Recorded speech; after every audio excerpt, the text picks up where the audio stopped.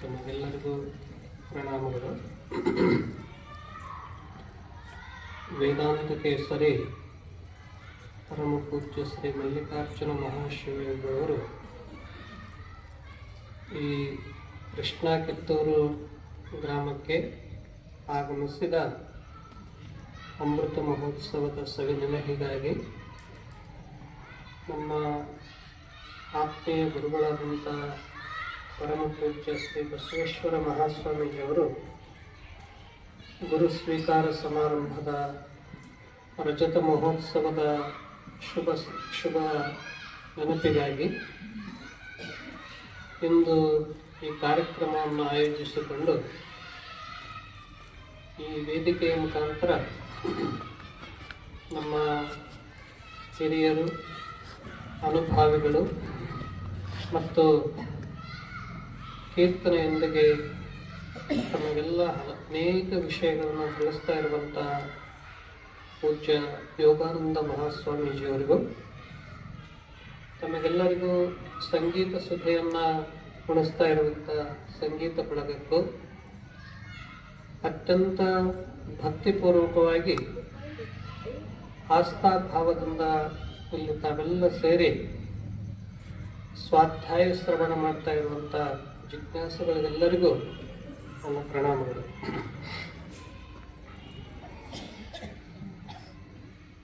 ವೇದಾಂತ ಕೇಸರಿ ಮಲ್ಲಿಕಾರ್ಜುನ ಮಹಾಶಿವಯೋಗಿಗಳವರು ಪರಮ ಪೂಜ್ಯ ಶ್ರೀ ಶಿವಾನಂದ ಮಹಾಸ್ವಾಮೀಜಿಯವರ ಗರಡಿಯಲ್ಲಿ ಬೆಳೆದವರು. ಅವರು ಹಲವಾರು ರೀತಿಯಾಗಿ ಸೇವೆಗಳನ್ನು ಮಾಡ್ತಾ, ಕೀರ್ತನೆಯನ್ನು ಮಾಡ್ತಾ, ವೇದಾಂತ ಸಿದ್ಧಾಂತ ತತ್ವಗಳನ್ನು ಜನಸಾಮಾನ್ಯರಿಗೆ ತಿಳಿಸುವಂಥ ಕಲೆ ಕರಗತ ಮಾಡಿಕೊಂಡವರು. ಆಗಿನ ಕಾಲದಲ್ಲಿ ಈ ಕರ್ನಾಟಕಕ್ಕೆ ಉಪನಿಷತ್ತುಗಳನ್ನು ಸರಳ ಭಾಷೆಯಲ್ಲಿ ಪರಿಚಯಿಸಿದವರು ಮತ್ತು ಪೂಜ್ಯರು ಅವರಿಗೆ ಧರ್ಮೋಪದೇಶ ಏನು ಹೇಳಿದರು ಅಂತಂದರೆ, ಒಬ್ಬ ಸನ್ಯಾಸಿಯನ್ನ ಶ್ರೇಷ್ಠವಾದಂಥ ಯೋಗಿಗಳನ್ನು ನಿರ್ಮಾಣ ಮಾಡಿ ಅವರ ಗುರುಗಳು ಒಂದು ಆಜ್ಞೆ ಮಾಡಿದರು. ಎಲ್ಲಿವರೆಗೆ ಆಯುಷ್ಯ ಇರುತ್ತದೆಯೋ ಅಲ್ಲಿವರೆಗೂ ಕೂಡ ಎಲ್ಲಿಯೂ ನಿಲ್ಲದಂತೆ ಹರಿಯುವ ನದಿಯಂತೆ ಅವ್ಯಾಹತವಾಗಿ ನೀವು ಕರ್ನಾಟಕ, ಮಹಾರಾಷ್ಟ್ರದಲ್ಲೆಲ್ಲ ಪ್ರವಚನದ ಸೌರಭವನ್ನು, ಪ್ರವಚನದ ಕಂಪನ್ನು ಹರಬೇಕಂತೇನು ಹೇಳಿದರು. ಅಂದವರು ಹೇಳಿದರು, ಒಂದು ಹೊತ್ತು ಊಟ ಮಾಡಬೇಕು, 3 ಹೊತ್ತು ಶಾಸ್ತ್ರ ಪ್ರವಚನಗಳನ್ನು ಜನರಿಗೆ ತಿಳಿಸಬೇಕಂತ. ಆ ಬಳಿಕ ಯಾವ ಈ ಪ್ರಪಂಚದಲ್ಲಿ ಭೌತಿಕ ವಸ್ತುಗಳ ಮೋಹ ಮಾಯೆಗಳನ್ನೆಲ್ಲ ನೀವು ಮೀರಿ ನಿಲ್ಲಬೇಕು, ಸ್ಥಾನಮಾನ ಆಕಾಂಕ್ಷೆಗಳನ್ನು ಗೆಲ್ಲಿ ನಿಲ್ಲಬೇಕು. ಆ ರೀತಿಯಾಗಿ ಅವರೇನು ಗುರುಗಳು ಆಜ್ಞೆ ಮಾಡಿದ್ರು, ಆ ಆಜ್ಞೆಯನ್ನ ತಮ್ಮ ಜೀವನದ ಕೊನೆಯವರೆಗೆ ಪರಿಪಾಲಿಸಿದವರು. ಅಷ್ಟೇ ಅಲ್ಲ, ಕೆಲವೊಂದು ಊಟದಲ್ಲಿ ಕೂಡ ಕೆಲವೊಂದು ವಸ್ತುಗಳನ್ನು ಏನು ಸ್ವೀಕಾರ ಮಾಡಬೇಡ ಅಂತ ಹೇಳಿದ್ರು, ಎಷ್ಟೇ ಮೃಷ್ಟಾನ್ನಗಳು ಮುಂದೆ ಬಂದರೂ ಕೂಡ ಇದು ಗುರು ಆಜ್ಞೆ ಅಂತ ತಿಳ್ಕೊಂಡು ತಮ್ಮ ಸಂಯಮನ ಜಿತೇಂದ್ರಿಯವನ್ನ ಪರಿಪಾಲಿಸಿದಂಥವರು ವೇದಾಂತ ಕೇಸರಿ ಮಲ್ಲಿಕಾರ್ಜುನ ಮಹಾಶಿವಯೋಗಿಗಳು. ಅವರು ಈ ಗ್ರಾಮಕ್ಕೆ ಅವರು ತಮ್ಮ ಜೀವನದ ಒಂದು ವೇದಾಂತ ಸಿದ್ಧಾಂತ ಪರಂಪರೆಯಲ್ಲಿ ಒಂದು ಹೊಸ ಸಂಪ್ರದಾಯ, ಒಂದು ಹೊಸ ಧರ್ಮಕ್ಕೆ ವ್ಯಾಖ್ಯಾನವನ್ನು ಬರೆಯುವಂಥವರು ಅಂದಿನಿಂದ ತಮ್ಮ 84 ಆಯುಷ್ಯಗಳವರೆಗೆ, 84 ವರ್ಷಗಳವರೆಗೆ ಎಲ್ಲಿಯೂ ನಿಲ್ಲದೆ, ಆಗಿನ ಕಾಲದಲ್ಲಿ 3 ತಿಂಗಳ 6 ತಿಂಗಳ ಕಾಲ ಒಂದೊಂದು ಗ್ರಾಮದಲ್ಲಿ ಇದ್ದುಕೊಂಡು ಈಶಾವಾಸ್ಯೋಪನಿಷತ್ತು, ಕೇನೋಪನಿಷತ್ತು, ಮುಂಡಕೋಪನಿಷತ್ತು, ಮಾಂಡಕೋಪನಿಷತ್ತು, ತೈತ್ತರೀಯೋಪನಿಷತ್ತು, ಶ್ವೇತಾಶ್ವೇತರೋಪನಿಷತ್ತು, ಪತಂಜಲ ಯೋಗ ಸೂತ್ರ, ಭಗವದ್ಗೀತಾ, ಸಿದ್ಧಾಂತ ಶಿಖಾಮಣಿ ಯಾವುದೂ ಭೇದ ಮಾಡದೆ ಸರ್ವ ದರ್ಶನಗಳನ್ನ, ಸರ್ವ ಧರ್ಮಗಳನ್ನ 6 ತಿಂಗಳ ಕಾಲ ಅತ್ಯಂತ ಮಮತೆಯಿಂದ, ಪ್ರೀತಿಯಿಂದ ಉಣಬಡಿಸಿದಂತ ಗುರುಗಳು ಅಂತಂದ್ರೆ ಪೂಜ್ಯರು. ಹೇಗೆ ತಾಯಿ ತನ್ನ ಪ್ರತಿಯೊಂದು ತುತ್ತನ್ನು ಮಗುವಿಗೆ ಉಣಿಸಬೇಕು ಅಂತನ್ನುವ ವಾತ್ಸಲ್ಯದಿಂದ, ಪ್ರೀತಿಯಿಂದ, ಪ್ರತಿಯೊಂದು ತುತ್ತಿನಲ್ಲೂ ಪ್ರೀತಿ ಇರ್ತದೆಯೋ, ಪ್ರತಿಯೊಂದು ತುತ್ತಿನಲ್ಲಿ ಒಂದು ಸಂಸ್ಕೃತಿ ಇರ್ತದೆಯೋ, ಪ್ರತಿಯೊಂದು ತುತ್ತಿನಲ್ಲಿ ಆಕೆಯ ಒಂದು ವಾತ್ಸಲ್ಯ ಇರ್ತದೋ, ಪ್ರತಿಯೊಂದು ಗುರುಗಳ ವಾಣಿಯಲ್ಲಿ ಕೂಡ ಅಂತ ಕರುಣಾಮಯ ವಾತ್ಸಲ್ಯದಿಂದ ಉಣಿಸಿದ್ರಲ್ಲ, ಇದಕ್ಕಿಂತ ದೊಡ್ಡ ಮತ್ತೇನ್ ಬೇಕಾಗ್ತದೆ ಭಕ್ತರಿಗೆ. ಅದರಲ್ಲಿ ಆಗಿನ ಕಾಲದಲ್ಲಿ ವ್ಯಸನಗಳು, ಮನುಷ್ಯನಿಗೆ ದ್ವೇಷಗಳು, ಅಸೂಯೆಗಳು, ಕ್ರೌರ್ಯತೆಗಳು ಇರೋದ್ರಿಂದ ಗ್ರಾಮಗಳ ಕಲುಷಿತ ವಾತಾವರಣವನ್ನ ನಿರ್ಮಾಣವಾಗ್ತವೆ. ಹಾಗೆ ಪೂಜ್ಯರು ಯಾತ್ರೆ ಮಾಡ್ತಾ ಅವರು ಹೇಗಿತ್ತು ಜೀವನ ಅನ್ನೋದು ತಾವು ಹಲವಾರು ಜನ ಹಿರಿಯರು ಪ್ರತ್ಯಕ್ಷವಾಗಿ ಕಂಡಿರಿ. ಎತ್ತರವಾದ ಶರೀರ, ಹಣೆಯ ಮೇಲೆ ಯಾವಾಗಲೂ ಭಸ್ಮ, ಕೊರಳಲ್ಲಿ ರುದ್ರಾಕ್ಷಿ ಮಾಲೆ, ತಾವೇ ನೇಯ್ದು ತೊಟ್ಟುಕೊಳ್ಳುವಂತ ಒಂದು ಖಾದಿ ಒಂದು ವಸ್ತ್ರ, ಕೈಯಲ್ಲಿ ಧರ್ಮದಂಡ, ಕಾಲಲ್ಲಿ ಕಡಾವಿಗೆ ಹಿಡಿದುಕೊಂಡು ನಡೀತಾ ಹೋದ್ರೆ ಅದಕ್ಕಾಗಿ ಹೇಳ್ತಾರೆ, ಒಂದು ಕಡೆ ಭಾರತೀಯ ಸಂಸ್ಕೃತಿಯ ಪುನರುತ್ಥಾನಕ್ಕಾಗಿ, ಧರ್ಮದ ಸಂರಕ್ಷಣೆಗಾಗಿ, ಪ್ರತಿಯೊಬ್ಬರ ಆತ್ಮೋದ್ಧಾರಕ್ಕಾಗಿ, ಮಾನವ ಕಲ್ಯಾಣಕ್ಕಾಗಿ ಆಗಾಗ ಭಗವಂತನೇ ಗುರು ರೂಪದಲ್ಲಿ ಬರ್ತಾನಂತ ಹೇಳಿದ್ರಲ್ಲ, ಅಂತ ಭಗವಂತನೇ ಒಂದು ಗುರು ರೂಪದಲ್ಲಿ ಬಂದು 100 ಗ್ರಾಮಗಳಲ್ಲಷ್ಟಲ್ಲ, ಅನೇಕ ಗ್ರಾಮಗಳಲ್ಲಿ ಒಂದು ಧರ್ಮದ ಸಂರಕ್ಷಣೆಗಾಗಿ ವೇದೋಪನಿಷತ್ತುಗಳನ್ನು ತಿಳಿಸಿದಂತ ಮಹಾನ್ ಪುಣ್ಯ ಪುರುಷರು.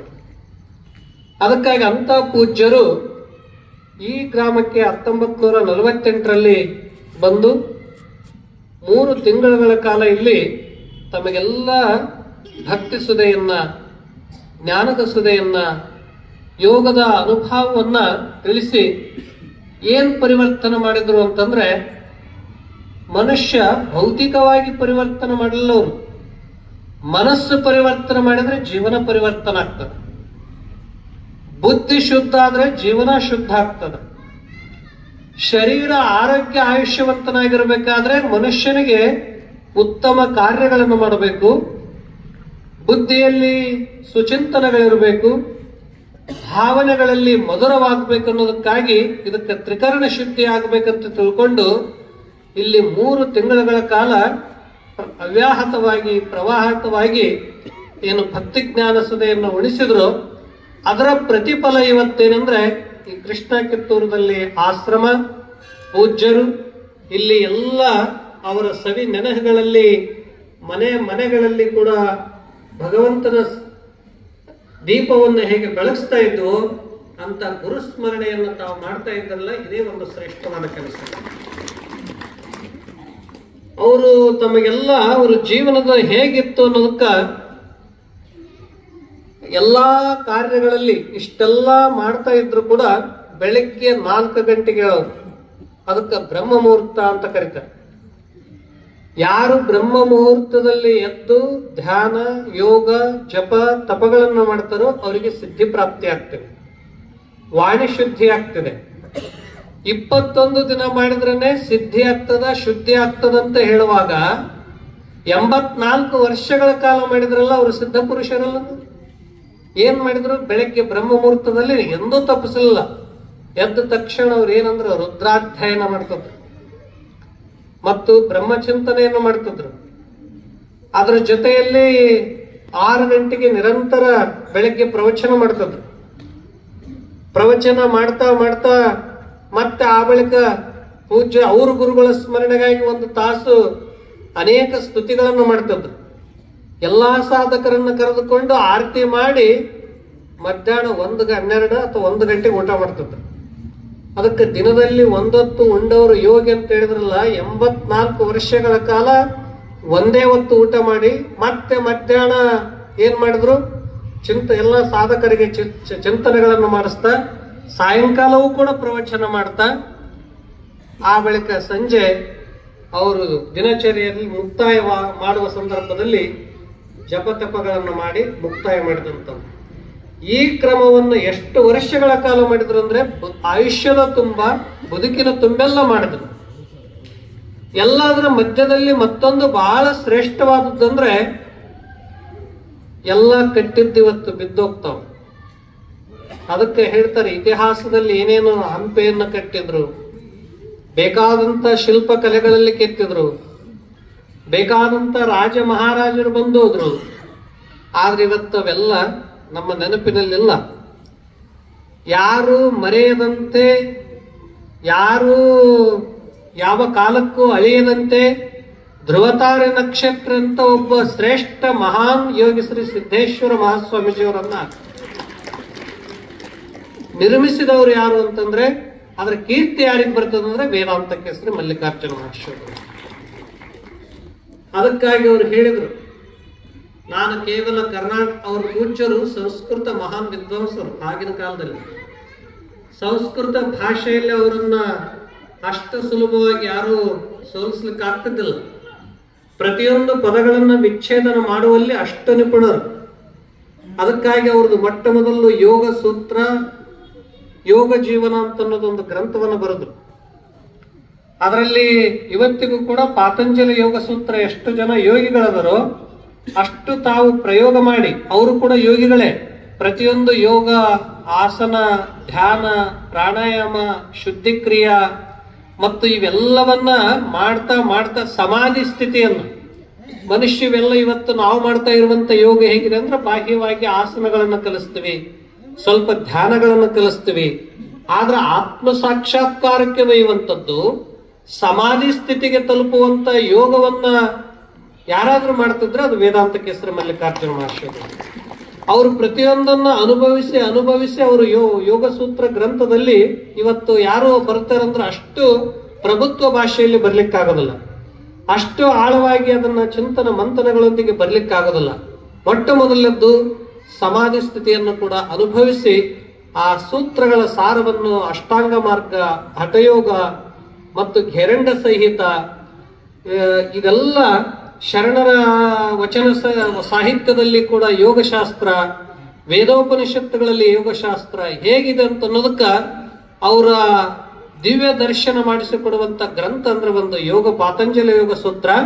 ಇನ್ನೊಂದು ಇಡೀ ಭಾರತದ ಸಮಗ್ರ ಯೋಗದಲ್ಲಿ ಏನೇನಿದೆ ಅಂತ ಅನ್ನೋದಕ್ಕಾಗಿ ಶ್ವೇತಾಶ್ವೇತರ ಉಪನಿಷತ್ತು ಗ್ರಂಥದಲ್ಲಿ ಕೂಡ ಬಹಳ ಉಲ್ಲೇಖನ ಮಾಡಿದ್ರು.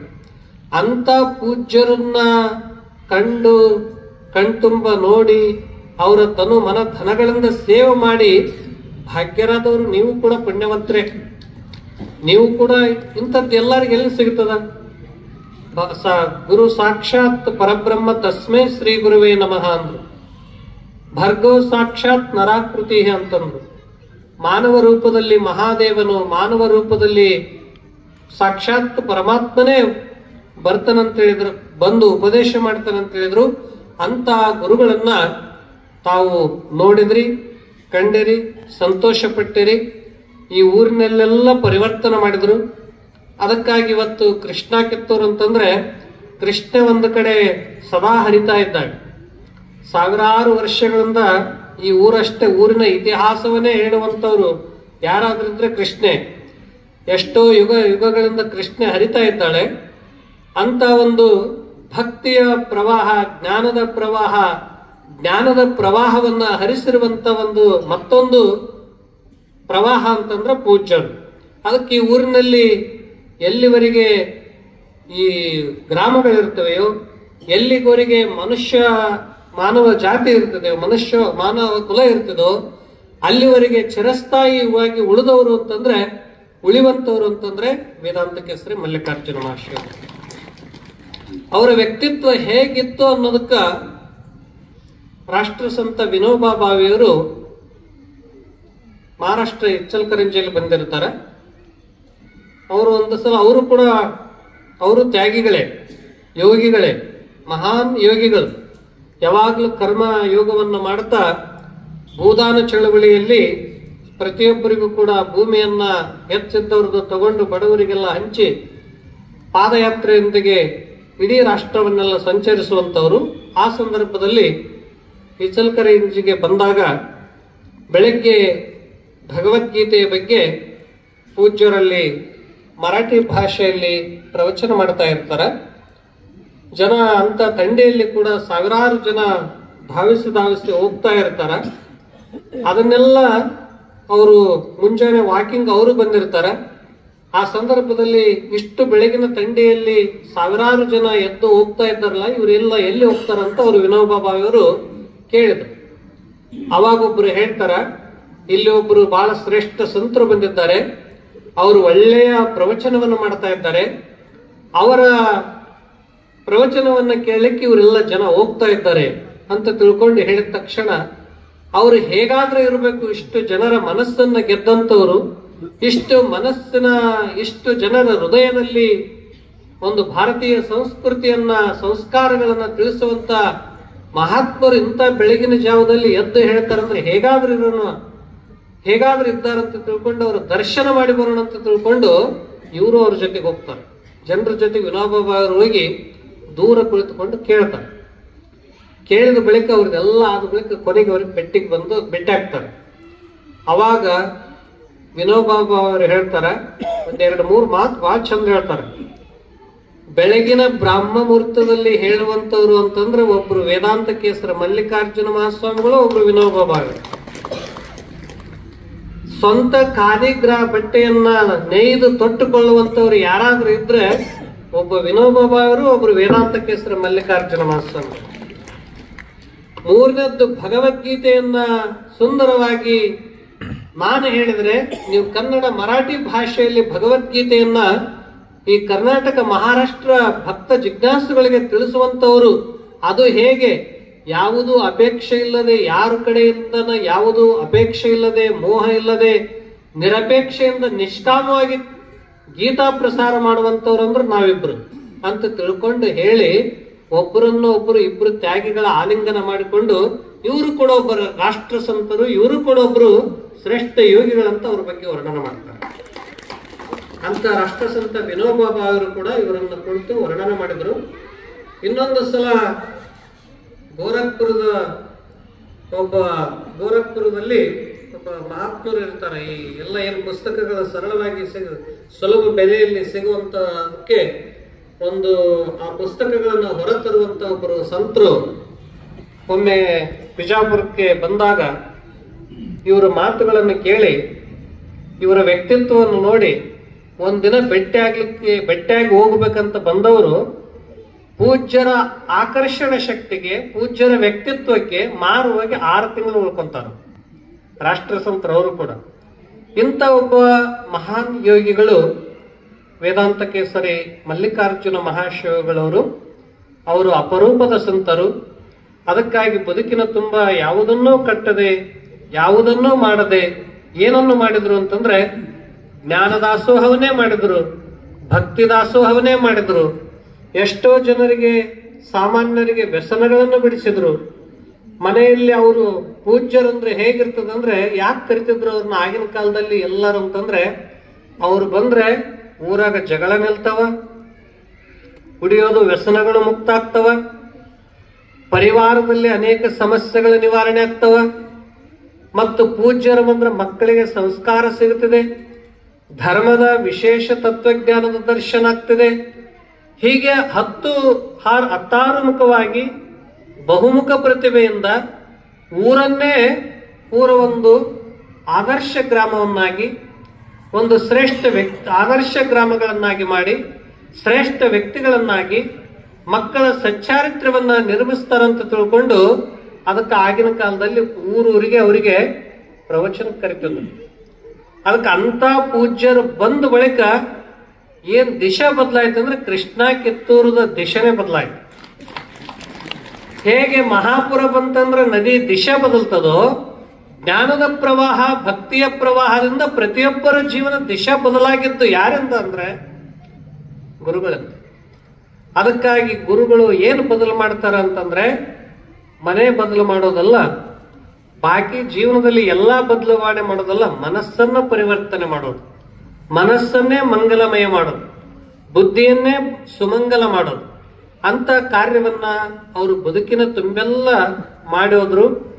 ಅದು ಅವರು ಪೂಜ್ಯರು ಬಂದು ಎಷ್ಟು ವರ್ಷ ಆಯ್ತಂದ್ರೆ ಅಮೃತ ಮಹೋತ್ಸವ 75 ವರ್ಷಗಳಾಯ್ತು.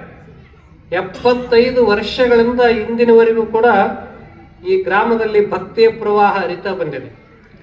ಬಹುತೇಕ ಇಷ್ಟು ವರ್ಷಗಳಿಂದ 75 ವರ್ಷಗಳಿಂದ ಆಧ್ಯಾತ್ಮಿಕ ಧರ್ಮ, ಸಂಸ್ಕೃತಿ, ಸಂಸ್ಕಾರಗಳು ಎಲ್ಲ ಹಳ್ಳಿಗೆ ಈ ಭಾಗ್ಯ ಸಿಕ್ಕಿಲ್ಲ. ಆದ್ರೆ ನಿಮ್ಮ ಭಕ್ತಿಯ ಪ್ರತಿಫಲವಾಗಿ ಕೃಷ್ಣ ಕಿತ್ತೂರವರಿಗೆ ಸಿಕ್ಕುತ್ತಲ್ಲ ಇದನ್ನು ಮಾಡುವಂತ.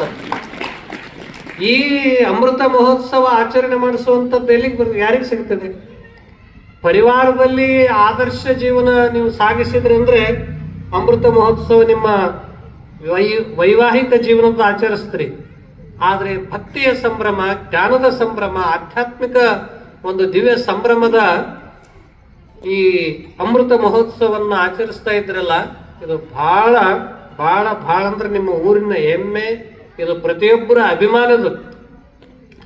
ಕೃಷ್ಣ ಕಿತ್ತೂರದಲ್ಲಿ ಏನ್ ಆಚರಣೆ ಮಾಡಕತ್ತೀವಿ ಅಂದ್ರೆ ನಾವು ಅಮೃತ ಮಹೋತ್ಸವ ಆಚರಣೆ ಮಾಡ್ತೀವಿ.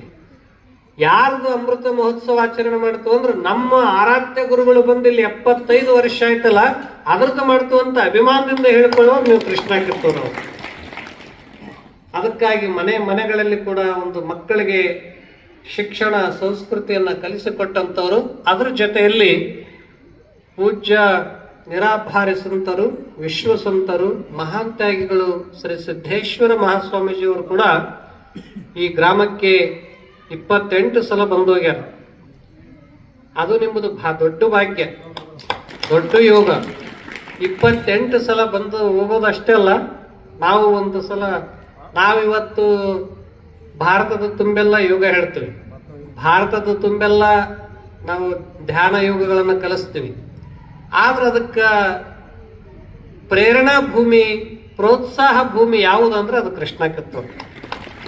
ಯಾಕಂದ್ರೆ ನಾವು ಮೊಟ್ಟ ಮೊದಲು ಅಪ್ಪಗಳ ಹತ್ರ ಎಲ್ಲರೂ ಚರ್ಚೆ ಮಾಡ್ತಾ ಇರುವಾಗ ಎಲ್ಲಾ ಸ್ವಾಮೀಜಿಯವರಿಗೆ ಒಂದು ಯೋಗ ತರಬೇತಿಯನ್ನ ಕೊಡಬೇಕು. ಯಾಕೆಂದ್ರೆ ಇನ್ನು ಮುಂದೆ ಯೋಗ, ಧ್ಯಾನ, ಮಾಧ್ಯಮಗಳ ಮುಖಾಂತರ ಪ್ರವಚನಗಳು ಎಲ್ಲವೂ ಬರ್ತಾ ಇದ್ದಾವೆ. ಅದಕ್ಕಾಗಿ ಇವರಿಗೆಲ್ಲ ಕೊಡ್ಬೇಕಂದಾಗ ಯಾವ ಆಶ್ರಮದಲ್ಲಿ ಕೊಡಬೇಕು? ಎಲ್ಲಾ ಸ್ವಾಮೀಜಿಯವರು ಹೇಳಿದ್ರು ನಮ್ಮ ಆಶ್ರಮದಲ್ಲಿ ಮಾಡಿ, ನಮ್ಮ ಆಶ್ರಮದಲ್ಲಿ ಮಾಡಂತ ಹೇಳಿದಾಗ ಸ್ವತಃ ಅಪ್ಪಗಳೇ ಸೂಚನೆ ಮಾಡಿದ್ರು ಕೃಷ್ಣ ಕಿತ್ತೂರಾಗ ಮಾಡ್ರಿ. ಯಾಕೆ ಮಾಡ್ರಿ ಅಂದ್ರೆ ಅದು ಬರೀ ಕೃಷ್ಣ ಹರಿಯುವ ಊರಲ್ಲ, ಹಾಲಿನ ಹೊಳೆನೇ ಹರಿಯುವ ಊರು. ಅಲ್ಲಿಗೆ ಅದಕ್ಕಾಗಿ ಹಾಲು ಯಥೇಚ್ಛ ಹಾಲು ಸಿಗುತ್ತವ, ಅಷ್ಟು ಪ್ರೀತಿಯಿಂದ ಮಾಡುವಂತ ಜನ ಸಿಗ್ತಾರ. ಎಷ್ಟು ಜನ ಹೋದ್ರು ಅವ್ರು ಉಣಿಸಿ ಸಂತೋಷ ಪಡುವಂತ ಅದು ಹೃದಯದವಲ್ಲಿ. ಅದಕ್ಕಾಗಿ ಕೃಷ್ಣ ಕಿತ್ತೂರಾಗ ಮಾಡಂತ ಹೇಳಿದ ತಕ್ಷಣ ನಾವು ಈ ಊರಲ್ಲಿ ಬಂದು ಎಲ್ಲಾ ಇವತ್ತು ನಮ್ಮ ಗುರುದೇವ ಆಶ್ರಮ ಎಷ್ಟಿವೆಯೋ ಅಷ್ಟು ಆಶ್ರಮದ ಮಠಾಧೀಶರು 1 ತಿಂಗಳ ಹಠಯೋಗ ಶಿಬಿರ ಕಲ್ತದ್ದು ಎಲ್ಲಿ ಅಂದ್ರೆ ಕೃಷ್ಣ ಕಿತ್ತೂರದಲ್ಲಿ. ಅದ್ರ ಜೊತೆಗೆ ಮತ್ತೊಂದು ಪೂಜ್ಯರು ಏನ್ ಮಾಡಿದ್ರು ಅಂದ್ರೆ ಇಲ್ಲಿ ಶರಣರ 12ನೇ ಶತಮಾನದ ಜೇಡರ ದಾಸಿಮಾರಿಯರ ಚಿಂತನೆಗಳನ್ನ ಬಹುತೇಕ ನಾಡಿನ ಎಲ್ಲ ಮೈಸೂರು ಭಾಗ, ಬೇರೆ ಬೇರೆ ಬೆಂಗಳೂರು, ಬೇರೆ ಬೇರೆ ಎಲ್ಲಾ ಭಾಗದಿಂದ ಬಂದು 16 ದಿನಗಳ ಕಾಲ ಜೇಡರ ದಾಸಿಮಾರಿಯರ ವಚನ ಚಿಂತನೆಗಳ ಗೋಷ್ಠಿ ಮೊದಲಿಗೆ ಪ್ರಾರಂಭ ಆಗಿದ್ದು ಎಲ್ಲಿ ಅಂತಂದ್ರೆ ಅದು ಕೃಷ್ಣ ಕಿತ್ತೂರದಲ್ಲಿ. ಅದಕ್ಕಾಗಿ ಅಪ್ಪುಗಳು ಏನಾದರೂ ಹೊಸ ಹೊಸ ಪ್ರಯೋಗ ಮಾಡುವಂಥದ್ದಿತ್ತು, ಆ ಕಾರ್ಯಕ್ರಮ ಯಶಸ್ವಿ ಆಗುವಂಥದ್ದಿತ್ತು, ಮಾಡಬೇಕಾಗಿತ್ತಂದ್ರೆ ಸ್ವತಃ ಅವರೇ ಹೇಳುವಂಥದ್ದು ಯಾವುದಾದ್ರೂ ಊರಿದ್ರೆ ಅದು ಕೃಷ್ಣ ಕಿತ್ತೂರು. ಇಷ್ಟು ಪ್ರೀತಿ ಗಳಿಸಿದ್ರಲ್ಲ, ನೀವು ಎದರಿಂದ ಗಳಿಸಿದ್ರಿ ಅಂತ ಗುರುಗಳ ಪ್ರೀತಿಯನ್ನು ನೀವು ಯಾವುದರಿಂದ ಗಳಿಸಿದ್ರಿ ಅಂದ್ರೆ ನಿಮ್ಮ ಸೇವೆ, ನಿಮ್ಮ ವಿನಮ್ರ ಭಾವದಿಂದ. ಇಲ್ಲಿ ಯಾರು ಬಂದ್ರು ಕೂಡ ಉಣಿಸುವಂಥವ್ರು ಏನೋ ನಮ್ಮ ಸಂಬಂಧಿಕರಿಗಷ್ಟಲ್ಲ, ಯಾರೇ ಗುರು ಪರಂಪರೆಯಲ್ಲಿ ಬಂದ್ರು ಉಣಿಸಿ ಸೇವಾ ಮಾಡಿ ಸಂತೋಷ ಪಡುವಂತ ಒಂದು ಒಳ್ಳೆಯ ಹೃದಯ ನೋಡ್ಬೇಕಾಗಿತ್ತಂದ್ರೆ ಅದು ಕೃಷ್ಣ ಕಿತ್ತೂರಲ್ಲಿ.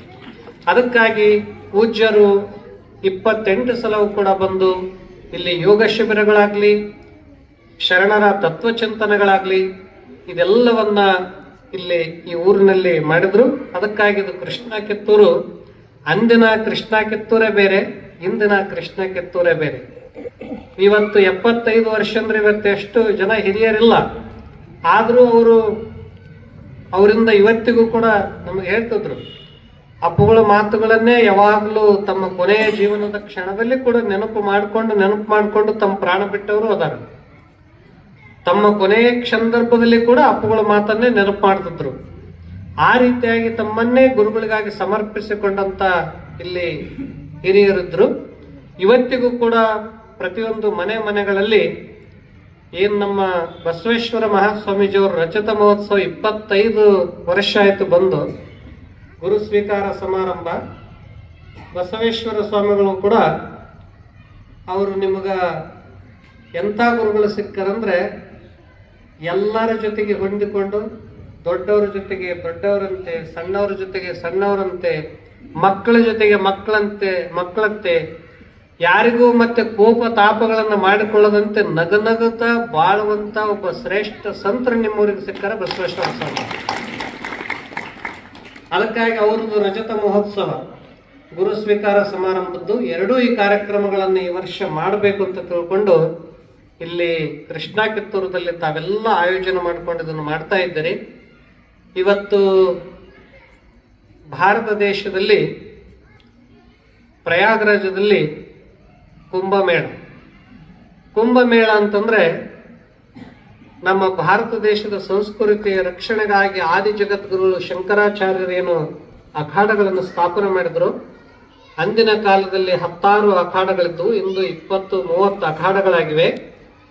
ಅಲ್ಲಿ ಎಲ್ಲಾ ಮಹಾಮಂಡಲೇಶ್ವರಂತವರು, ಆಚಾರ್ಯರು ಮತ್ತು ನಾಗಾಸಾಧುಗಳು, ಅಘೋರಿಗಳು 12 ವರ್ಷಕ್ಕೊಮ್ಮೆ ಪೂರ್ಣ ಕುಂಭ, 6 ವರ್ಷಕ್ಕೊಮ್ಮೆ ಅರ್ಧ ಕುಂಭ. ಈ ಕುಂಭದಲ್ಲಿ ಈ ವರ್ಷ 140 ವರ್ಷದ ಬಳಿಕ ಈ ತಿಥಿಗೆ ಬಂದಿರುವಂತ ಕುಂಭ ಅಂತ ತಿಳ್ಕೊಂಡು, ಅಂದಿನ ಕುಂಭದಲ್ಲಿ ಇದ್ದಂಥವ್ರು ಈಗ ಮಾಡುವಲ್ಲಿಲ್ಲ, ಈಗಿನ ಕುಂಭದಲ್ಲಿ ಆಚರಿಸುವಂತವ್ರು ಮುಂದೆ ಇರಲ್ಲ ಅಂತ ತಿಳ್ಕೊಂಡು ಏನು ಪ್ರಚಾರ ಪ್ರೇರಣೆ ಸಿಕ್ತು.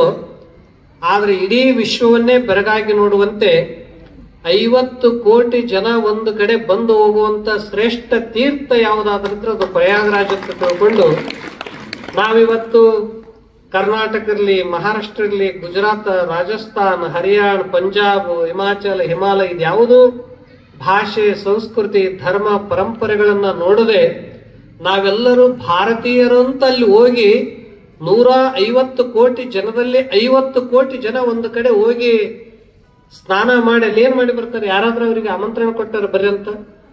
ಎಷ್ಟೇ ಕಷ್ಟ ಇದ್ರೂ ಕೂಡ ಇಡೀ ಭಾರತದಲ್ಲಿ ಅಷ್ಟೇ ಅಲ್ಲ, ವಿಶ್ವದಲ್ಲಿ ಮೊನ್ನೆ ಒಂದು ಏನಾಯ್ತು ಅಂತಂದ್ರೆ 300 ಕಿಲೋಮೀಟರ್ ಟ್ರಾಫಿಕ್ ಇದ್ದಂಥದ್ದು ಇವತ್ತಿಗೂ ನಾವೆಲ್ಲಿ ಕಂಡಿಲ್ಲ. 300 ಮೀಟರ್ ಟ್ರಾಫಿಕ್ ಇದ್ರೂ ಕೂಡ ಅಂತವರಾಗ ನಿಂತುಕೊಂಡು ಸಣ್ಣ ಮಕ್ಕಳನ್ನ ಕರ್ಕೊಂಡು ಕೆಲವರು ಮುಪ್ಪಿನವರು ಕೂಡ ಅಲ್ಲಿ ಹೋಗಿ ಸ್ನಾನ ಮಾಡಿದ್ರೆ ನಮಗೆ ಮುಕ್ತಿ ಸಿಗುತ್ತದ ಅಂತನ್ನುವ ಭಾವ, ಆಸ್ಥಾ ಭಾವ, ವಿಶ್ವಾಸದಲ್ಲ. ಈ ವಿಶ್ವಾಸವನ್ನು ತುಂಬಿದವರು ಯಾರು? ಈ ಶ್ರದ್ಧೆ ನಿಷ್ಠೆಯನ್ನು ತುಂಬಿದವರು ಯಾರು? ಗುರುಗಳು, ಭಾರತೀಯ ಋಷಿ ಪರಂಪರೆಯ ಗುರುಗಳು. ಅದಕ್ಕಂತ ಎಷ್ಟೇ ಕಷ್ಟ ಇದ್ರೂ ಕೂಡ ಅಲ್ಲಿ ಹೋಗಿ ಸ್ನಾನ ಮಾಡಿ ಅನೇಕ ಸಂತ ಮಹಾತ್ಮರ ದರ್ಶನ ಮಾಡಿ ಬರ್ತಾರೆ. ಇವತ್ತು ಇದನ್ನು ನೋಡೋದಕ್ಕಾಗಿ ಎಲ್ಲ ಅನೇಕ ದೇಶಗಳಿಂದ ಜನ ಬರ್ತಾ ಇದ್ದಾರೆ. ಏನ್ ನೋಡಕ್ ಬರ್ತಾರ ಅಂದ್ರೆ ಭಾರತದಾಗ ನಮ್ಮ ಬಿಲ್ಡಿಂಗ್ಗಳು ನೋಡಕ್ ಬರಲ್ಲ ಅವರು. ಭಾರತದಲ್ಲಿ ಏನ್ ನೋಡಕ್ ಬರ್ತಾರ ಅಂದ್ರೆ ಭಾರತದ ಸಂತರು ನೋಡಕ್ ಬರ್ತಾರ, ಭಾರತದ ಜ್ಞಾನ ಪರಂಪರೆ ನೋಡಕ್ ಬರ್ತಾರ, ಭಾರತೀಯ ಭಕ್ತಿಯ ವೈಭವ ನೋಡಕ್ ಬರ್ತಾರ. ಯಾಕಂದ್ರೆ ಅಲ್ಲಿ ಇಷ್ಟು ಜನ ಎಂದೂ ಯಾವ ದೇಶದಾಗೂ ಸೇರಕ್ ಸಾಧ್ಯ ಇಲ್ಲ. ಅಂತ ಒಂದು ಮಹಾಕುಂಭ. ಯಾವುದಕ್ಕೆ ಮಹಾಕುಂಭ ಅಂತಾರಂದ್ರೆ ಎಲ್ಲಿ ಪರಿಪೂರ್ಣವಾಗಿ ತುಂಬಿರ್ತದೋ ಅದಕ್ಕೆ ಕುಂಭ ಅಂತಾರೆ. ಕುಂಭ ಅಂದ್ರೆ ತುಂಬಿರೋದು. ಸಂತ ಮಹಾತ್ಮರಲ್ಲಿ ಜ್ಞಾನ ತುಂಬಿರೋದಕ್ಕಾಗಿ, ಅದು ತಲೆಯಲ್ಲಿ ಜ್ಞಾನ ತುಂಬಿರೋದಕ್ಕಾಗಿ ಅದು ಜ್ಞಾನ ಕುಂಭ. ಭಕ್ತರ ಹೃದಯದಲ್ಲಿ ಭಕ್ತಿ ತುಂಬಿರೋದಕ್ಕಾಗಿ ಅದು ಭಕ್ತಿ ಕುಂಭ. ನಾವು ಯಾವುದೇ ಕಷ್ಟ ಬಂದ್ರೂ ಅದನ್ನೆಲ್ಲ ತಾನ್ ತಿತಿಕ್ಷಸ್ವ ಭಾರತ ಅಂತ ಸಹನೆ ಮಾಡಿಕೊಂಡು ಸೇವೆ ಮಾಡ್ತೀವಿ, ಅದು ಕರ್ಮಯೋಗ ನಿಷ್ಕಾಮ ಕುಂಭ.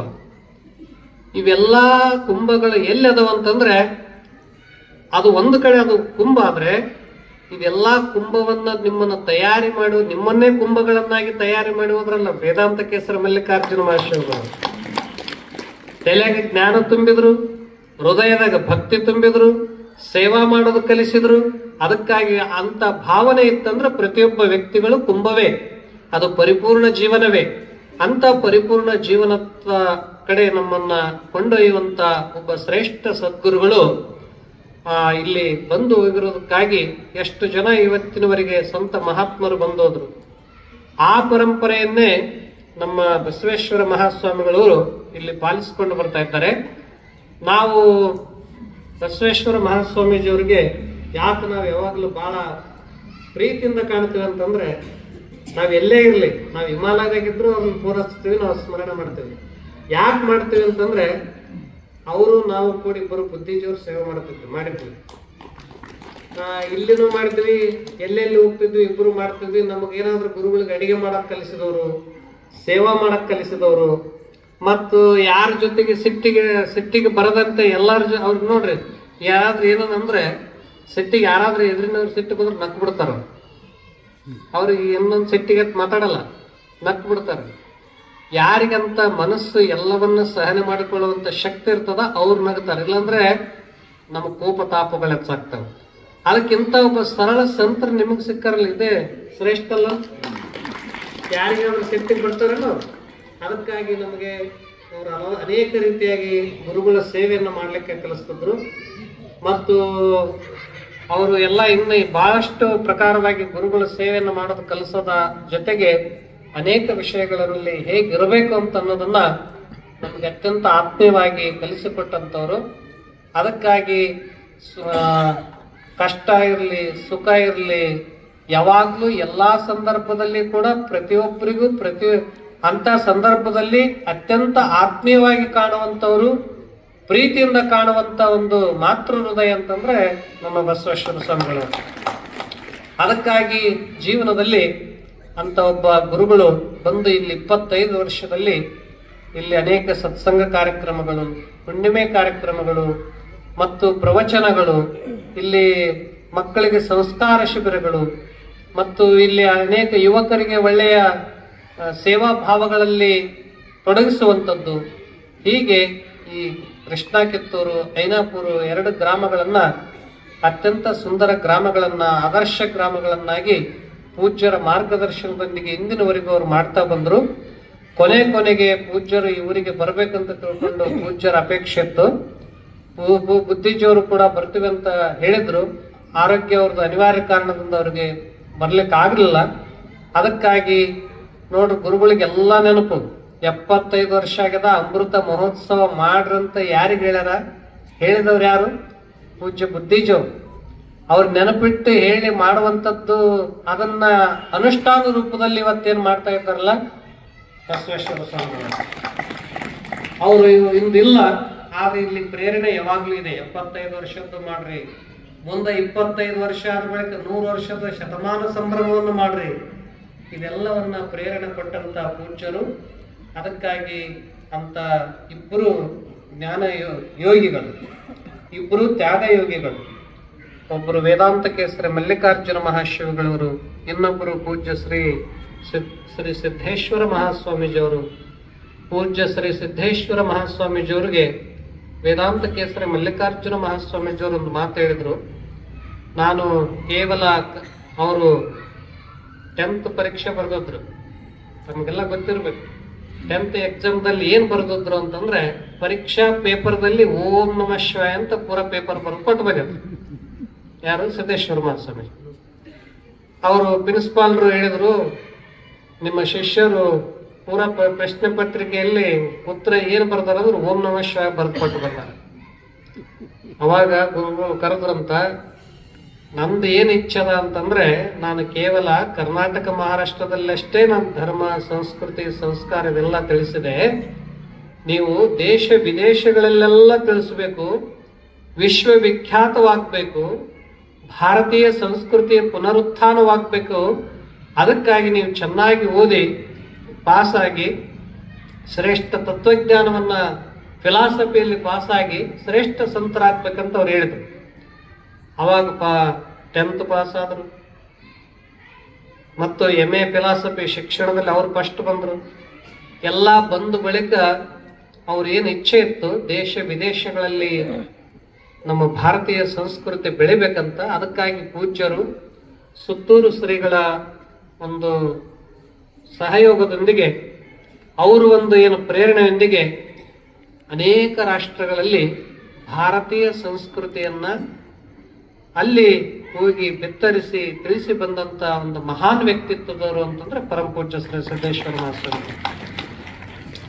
ಅವರು ಬಹುತೇಕ ನಾವು ಯಾರು ಹೋದ್ರು ಬರುವಾಗ ಖಾಲಿ ಹೋಗಿರ್ತೀವಿ, ಹೋಗುವಾಗ ಖಾಲಿ ಹೋಗಿರ್ತೀವಿ, ಬರುವಾಗ ತುಂಬಿಕೊಂಡು ಬರ್ತೀವಿ.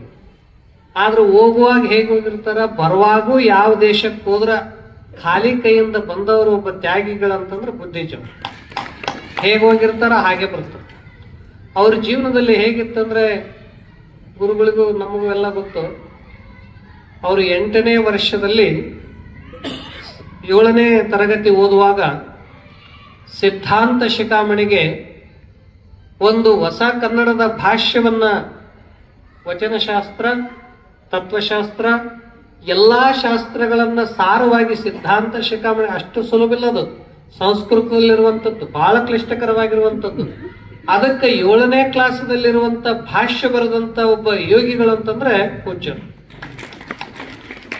ಅದ್ರ ಜೊತೆಯಲ್ಲಿ ಅವ್ರು ಏನು ಅಂದು 10th ಓದುವಾಗ 48 kg ಇದ್ರು, 84 ವರ್ಷಕ್ಕೂ ಅವರು ಅಷ್ಟೇ ಇದ್ರು, 48 kg, ಎಂದೂ ಬದಲಾಗಲ್ಲ. ನಾವೆಲ್ಲ ಏನಾಗ್ತೀವಿ ಅಂತಂದ್ರೆ 10th ಓದುವಾಗಿರ್ತೀವಿ ಒಂದು, ನಮ್ಮ ಕೊನೆ ಜೀವನದಾಗ ನಮ್ಮ ಶರೀರ ನಮಗ್ ಭಾರ ಆಗ್ತದೆ. ಅಂದ್ರೆ ಅಷ್ಟು ಆಹಾರ ವಿಹಾರ ವಿಚಾರದಲ್ಲಿ ಸಂಯಮನ. ನಮ್ಮನ್ನೆಲ್ಲ ಇಲ್ಲಿ ಕೂಡ ಇದ್ದಾಗ ವಾಕಿಂಗ್ ಕರ್ಕೊಂಡು ಹೋದ್ರು ಅಂತಂದ್ರೆ ಗುರುಗಳಿಗೆ ನಮಗ ಎಲ್ಲ ಅಲ್ಲೇ ಒಂದು ಪಾಠ ಮಾಡ್ತಿದ್ರು.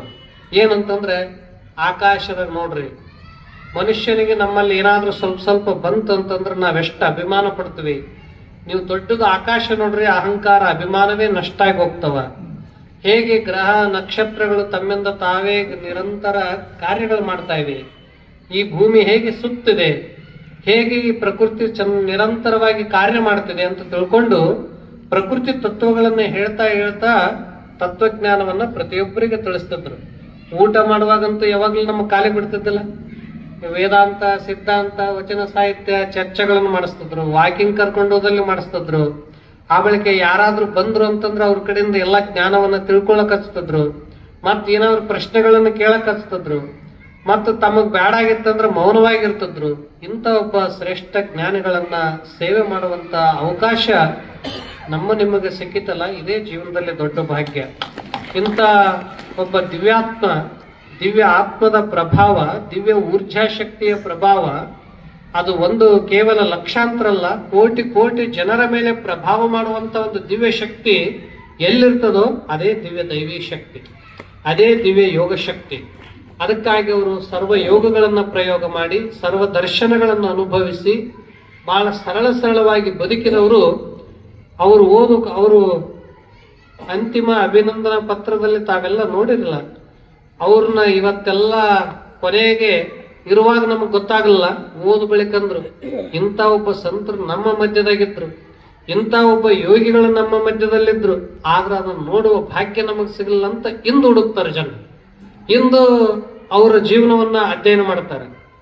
ಆದ್ರೆ ಅವ್ರು ಇರುವಾಗಲೇ ಕಣ್ತುಂಬ ನೋಡಿದ್ವಿ, ಅವರ ಮಾತುಗಳ ಕೇಳಿದ್ವಿ, ಅದನ್ನ ಅನುಭವಿಸಿದ್ವಿ. ಇದಕ್ಕಿಂತ ಭಾಗ್ಯ ಮತ್ಯಾವ್ದು ಬೇಕು? ಅದಕ್ಕಾಗಿ ಕೃಷ್ಣ ಕಿತ್ತೂರದಲ್ಲಿ ಪೂಜ್ಯ ಅದ್ವೈಯರು ಇಲ್ಲಿ ಅತ್ಯಂತ ಪ್ರೀತಿಯವರು. ಇದನ್ನು ಅವರು ಯಾವಾಗ್ಲೂ ಇಬ್ಬರ ಮಾರ್ಗದರ್ಶನದೊಂದಿಗೆ ತಾವೆಲ್ಲ ಇಲ್ಲಿ ಮಾಡ್ತಾ ಬರ್ತಾ ಇದ್ದಾರೆ ಅನೇಕ ರೀತಿಯಾಗಿ ಸೇವೆಗಳನ್ನ.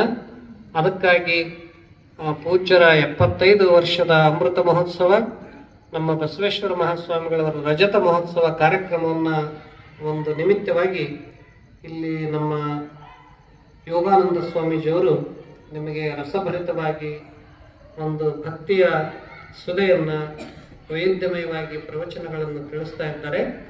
ಮತ್ತು ಇಲ್ಲಿ ಇನ್ನೂ ಅನೇಕ ಪೂಜ್ಯರು ಕೂಡ ಇಲ್ಲಿ ಬರೋವರಿದ್ದಾರೆ.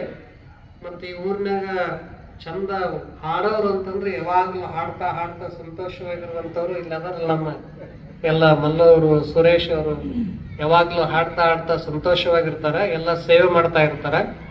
ಅದಕ್ಕಾಗಿ ಇವರಷ್ಟೆಲ್ಲ ನೀವು ಕೆಳಗ್ ಕುಂತವ್ರ ಕಡಿಮೆ ಇಲ್ಲ, ಪ್ರತಿಯೊಬ್ಬರು ಕವನ ಕಟ್ಟಿ ಹಾಡುವಂತವ್ರು ಕೃಷ್ಣ ಕಿತ್ತೂರವ್ರು. ಎಲ್ಲ ನಿಮ್ಮ ಹಾಡ ಮುಗೋದಿಲ್ಲ, ಅಷ್ಟ ಹಾಡುಗಳು ನೀವು ಹಾಡ್ತಾ ಇರ್ತೀರಿ. ಮತ್ತು ನಮಗಂತೂ ಇಲ್ಲಿ ಎಲ್ಲಕ್ಕೂ ಯೋಗ ಭೂಮಿಗೆ, ಜ್ಞಾನಕ್ಕೆ ಪ್ರೇರಣಾ ಭೂಮಿ ಇದು. ಅದಕ್ಕಾಗಿ ನಾವು ಈ ಕೆಲವೊಂದು ವರ್ಷಗಳಿಂದ ಮೊದಲು ಹಿಮಾಲಯ, ಬೇರೆ ಬೇರೆ ಅನೇಕ ಭಾರತ ರಾಷ್ಟ್ರ ಎಲ್ಲ ಸುತ್ತಿದ ಬಳಿಕ ಪೂಜ್ಯ ಸುತ್ತೂರು ಜಗದ್ಗುರುಗಳವರು ಮೊದಲು ನೋಯ್ಡಾ ಟೆಕ್ನಿಕಲ್ ಇಂಜಿನಿಯರಿಂಗ್ ಕಾಲೇಜ್ದಲ್ಲಿ ಜವಾಬ್ದಾರಿ ಕೊಟ್ಟಿದ್ರು, ಬುದ್ಧಿಜೀವರಿದ್ರಂತೆ. ಈಗ ಇಲ್ಲಿ ಬಿಳಿಗಿರಿ ರಂಗನ ಬೆಟ್ಟದಲ್ಲಿ ಇರ್ತಾ ಇದ್ದೇವೆ. ಬಿಳಿಗಿರಿ ರಂಗನ ಬೆಟ್ಟ ಪೂರಾ ಫಾರೆಸ್ಟ್ ಏರಿಯಾ ಅದು. ಆ ಕಾಡಿನಲ್ಲಿ ಸಿಂಹ ಬಿಟ್ಟು ಎಲ್ಲಾ ಪ್ರಾಣಿಗಳಿವೆ. ಮತ್ತು ಅಲ್ಲಿ ಒಬ್ಬರು ಸಂತರಾಗಿ ಹೋದ್ರು, ಸ್ವಾಮಿ ನಿರ್ಮಲಾನಂದ್ರಂತ. ಅವರು ಮಿಲಿಟರಿ ಮೇಜರ್ ಯೋಧರಾಗಿದ್ರು. ಹಿರೋಶಿಮ್, ನಾಗಾಸಾಕಿ ಯುದ್ಧ, ರಷ್ಯಾ ಕಮ್ಯುನಿಸಂ, ಭಾರತ ವಿಭಜನದಲ್ಲೆಲ್ಲ ಇದ್ದು ಅದೆಲ್ಲ ಬ್ಯಾಡಂತ ಬಿಟ್ಟು ವೈರಾಗ್ಯ ತಾಳಿ 180 ದೇಶಗಳನ್ನ 6 ವರ್ಷದಲ್ಲಿ ಸುತ್ತಿದವರು. 6 ವರ್ಷದಲ್ಲಿ 180 ದೇಶವನ್ನು ಸುತ್ತಿ ಕೊನೆಗೆ ಭಾರತಕ್ಕೆ ಬಂದು ಭಾರತದಲ್ಲಿ 220 ಸ್ಥಾನವನ್ನು ಯಾತ್ರೆ ಮಾಡಿ ಅಲ್ಲಿ ಬಂದು ಆ ಸ್ಥಾನದಲ್ಲಿ ಅಂತ ಕಾಡಿನ ಮಧ್ಯದಲ್ಲಿ 12 ವರ್ಷ ಮೌನಾನುಷ್ಠಾನ ಮಾಡಿ 16 ಪುಸ್ತಕಗಳನ್ನು ಬರೆದು ಆಗಿನ ಕಾಲದಲ್ಲಿ ವಿದೇಶಗಳಿಂದ ಬಂದ ಅಲ್ಲೆಲ್ಲ ಸಾಧನ ಧ್ಯಾನ ಯೋಗವನ್ನು ಮಾಡ್ತಿದ್ರು. ಮತ್ತು 50 ವರ್ಷದಿಂದನೇ ಅವರಿಗೆ ಒಂದು ಲಂಡನ್ನಿಂದ ಬ್ರೆಡ್ ಮಾಡೋ ಮಷಿನ್ ಕಳಿಸಿದ್ರು. ಯಾರು ಬಂದವರಿಗೆ ಬ್ರೆಡ್ ಜಾಮು ಕೊಡ್ತಿದ್ರು. ಅವ್ರ ಕೈಯಾಗ ಏನು ಕಲ್ಯಾರದಂತ ಒಂದು ಹುಡುಗ ಇವತ್ತು 80 ವರ್ಷ ಆಗಿವೆ, ಚೆನ್ನಾಗಿ ಇಂಗ್ಲಿಷ್ ಮಾತಾಡ್ತಾನ. ಅದಕ್ಕೆ ಆ ಭಾಗದಲ್ಲಿ ಇಂಗ್ಲಿಷ್ ಪಟ್ಟಣ ಅಂತಾನೆ ಹೆಸರಿಟ್ಟಿರೋದು. ಅಂತ ಒಂದು ಕ್ಷೇತ್ರದಲ್ಲಿ ಒಂದು ಸಲ ಗುರುಗಳು ಕುಂತಾಗ ಒಂದು ಕಾಡಿನ ಸಮೂಹದಲ್ಲಿ ಒಂದು ಜಿಂಕೆಗಳು ಬರ್ತವೆ. ಅದ್ರಾಗ ಒಂದು ಮರಿ ಬಂದು ತೊಡೆ ಮೇಲೆ ಕೊಡ್ತದೆ, ಗುರುಗಳ ತೊಡೆ ಮೇಲೆ. 10 ವರ್ಷ ಬರ್ತದೆ. ಅದ್ರ ಹೆಸರು ಬಂಬಿ ಅಂತ ಇಡ್ತಾರ. ಅದು ಗುರುಗಳ ಜೊತೆಗೆ ಯಾವಾಗಲೂ ಆಟ ಆಡೋದು, ಕುಣದ ಎಲ್ಲ ಮಾಡೋದು ಮಾಡ್ತದೆ. ತನ್ನ ತಾಯಿ ಗುಂಪಿಗೆ ಹೋಗಲ್ಲ. ಆದ್ರೆ 10 ವರ್ಷದ ನಂತರ ಒಂದು ಕರ್ನಾಟಕ ಸರ್ಕಾರ ಒಂದು ರೂಲ್ಸ್ ಮಾಡ್ತಾರ, ಯಾವ ಪಕ್ಷಿ ಪ್ರಾಣಿಗಳು ಎಲ್ಲಿ ಸಾಕ್ಬಾರದಂತ. ಆಗ ಇದನ್ನ ಕಾಡಿಗೆ ಕಳ್ಸೋಣ ಅಂತ ಯೋಚನೆ ಮನಸ್ಸಿನಾಗ ಮಾಡ್ತಾರ. ಆದ್ರ ಗುರುಗಳು ಏನು ಮನಸ್ಸಿನಾಗ ಸಂಕಲ್ಪ ಮಾಡ್ತಾರ ಬಿಟ್ಟು ಕಾಡಿಗೆ ಅಂತ, ಅದೇನ್ ತಿಳ್ಕೊಂತದೇನೋ ಮರದನೇ ಸ್ವಯಂ ಆಗಿ ತನ್ನ ಪ್ರಾಣ ಬಿಡ್ತದೆ ಆ ಜಿಂಕೆ ಮರಿ. ಅದಕ್ಕಾಗಿ ಆ ಜಿಂಕೆ ಮರಿಗೆ ಒಂದು ಸ್ಟ್ಯಾಚ್ಯೂ ಮಾಡಿದ್ದಾರೆ. ಕೊನೆಗೆ ಅವರು ಕೂಡ 1997 ಜನವರಿ 10ನೇ ತಾರೀಕಿಗೆ ಎಲ್ಲ ಚೆನ್ನಾಗಿ 73 ವರ್ಷ ಇದ್ದಾಗ ಎಲ್ಲ ಆರೋಗ್ಯವಾಗಿ ಚಲೋ ಇದ್ದಾಗನೇ ಭಕ್ತರಿಗೆಲ್ಲ ಕರೆದು ಹೇಳ್ತಾರ, ನಾನು ಜನವರಿ 10ನೇ ತಾರೀಕಿಗೆ ವೈಕುಂಠ ಏಕಾದಶಿ ದಿನ ನಾನು ಪ್ರಾಣ ಬಿಡ್ತೇನೆ, ಸಮಾಧಿ ತಗೊಂತೀನಿ ಜೀವಂತ ಅಂತ ಹೇಳ್ತಾರೆ.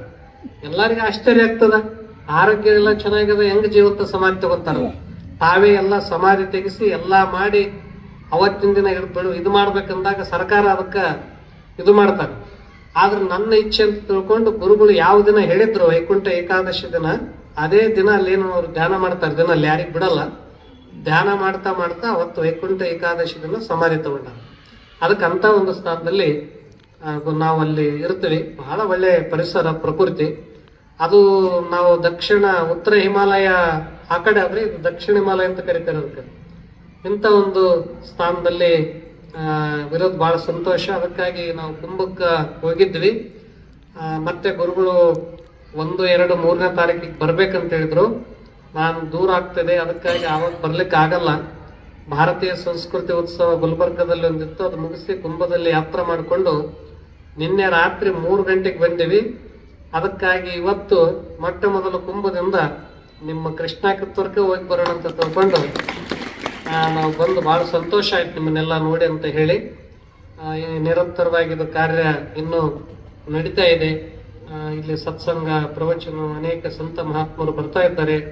ತಾವೆಲ್ಲರೂ ಕೂಡ ಹೆಚ್ಚಿನ ಸಂಖ್ಯೆಯಲ್ಲಿ ಬಂದು ಪ್ರವಚನವನ್ನ ಕೇಳ್ತಾ ಇದ್ರಿ. ಯಾವಾಗಲೂ ಹೇಳ್ತಿದ್ರು ಉಪನಿಷತ್ತುಗಳಲ್ಲಿ ಏನ್ ಹೇಳ್ಯಾರಂದ್ರೆ 2 ತಪ್ಪಿಸಬಾರ್ದಂತ. ಒಂದು ಪ್ರವಚನಗಳು ತಪ್ಪಿಸಬಾರ್ದು, ಅದಕ್ಕೆ ಸ್ವಾಧ್ಯಾಯ ಅಂತ ಹೇಳಿದ್ರು.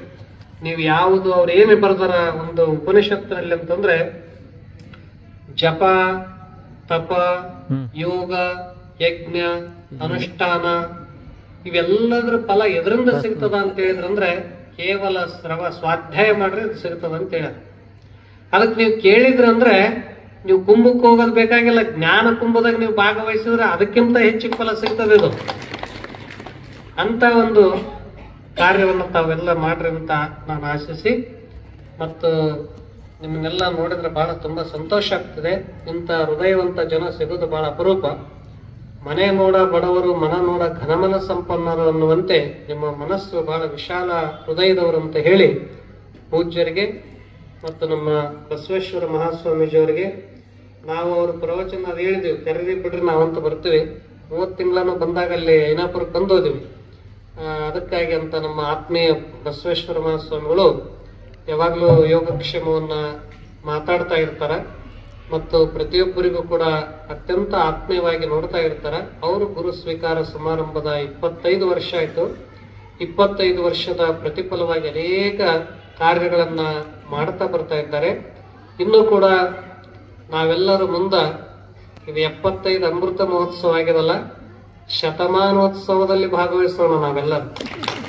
ಪೂಜ್ಯರು ಈ ಊರಿಗೆ ಬಂದದ್ದೇನು 25 ವರ್ಷದ ನಂತರ ಬಿಟ್ಟು ಇನ್ನೂ ವೈಭವಯುತವಾಗಿ ಶತಮಾನೋತ್ಸವ ಆಚರಿಸೋಣ ಅಂತ ಹೇಳಿ ಅವಾಗ ನಾವೆಲ್ಲ ಅಲ್ಲಿವರೆಗೆ ಇರೋಣ, ಸಂಕಲ್ಪ ಮಾಡೋಣ.